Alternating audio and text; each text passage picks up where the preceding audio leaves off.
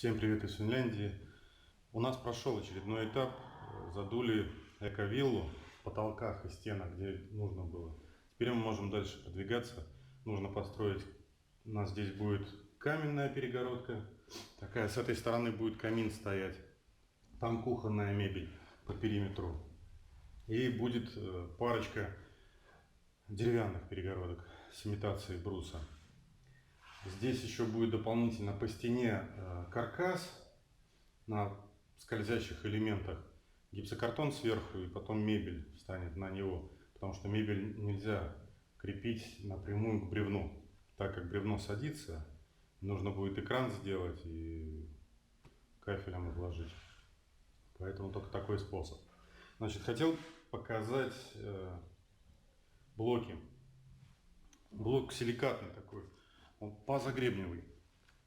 Имеет вот такие вот отверстия, парочку. У него здесь паз, а здесь шип.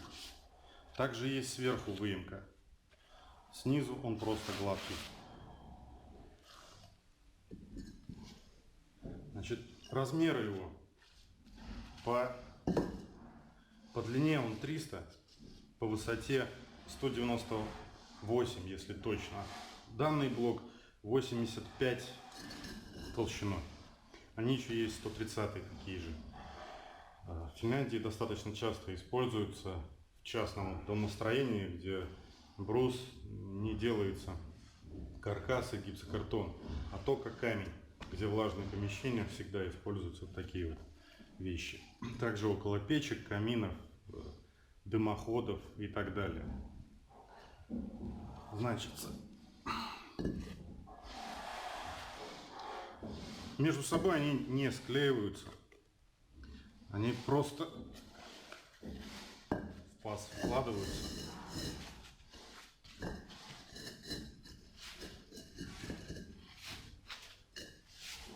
И все, вертикально он держит. То есть вертикальные швы склеивать не нужно. Только горизонтальные, на тонкошовные. Значит, первый ряд блоков я буду использовать обычный раствор для кладки толстый. Где-то что-то подровняется и все, чуть-чуть подстынет. Дальше я буду, значит, раствор для кладки у нас от фирмы Витанит МЛ5. Вот. Слой можно делать от 10 до 20 миллиметров. Тонкошовный буду использовать ОЛ15, тоже Витанит. Раствор для тонкошовной кладки. Толщина примерно 2 миллиметра. Достаточно быстро все это происходит и клеится. Геометрия у блоков достаточно хорошая. Потом просто на сдир на 2 раза зашпаклюем и все. Можно красить или обклеивать, или обкладывать, что дальше подразумевает какая-то отделка. У нас здесь в стенке будет достаточно много розеток для кухни. Поэтому нам необходимо соблюдать четкость. Блок ровно посередине ставится пополам. Кладку ведем. И тогда у нас все каналы будут совпадать вертикально. И не надо будет дополнительно что-то штробить. Просто трубку пропустим и высверлим коронкой под розетку.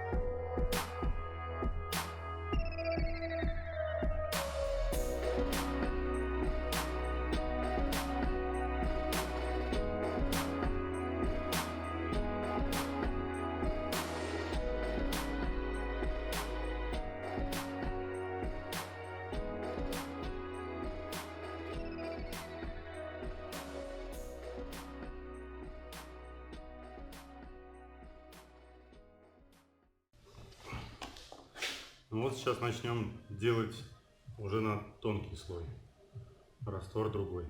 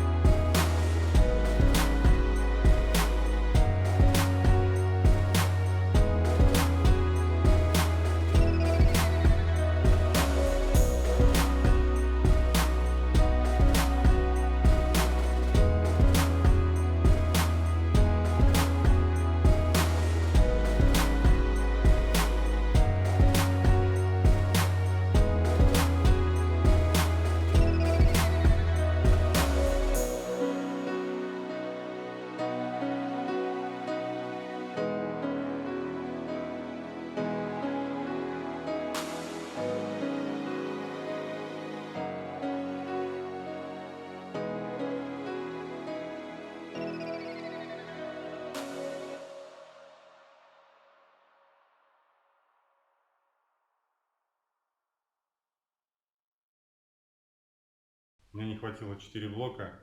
Привезу, доделаю до конца. Но это вот так вот выглядит. Швы и пол мы очищаем таким вот приспособлением. Пластина крепится на ручке. Всем пока, до новых встреч!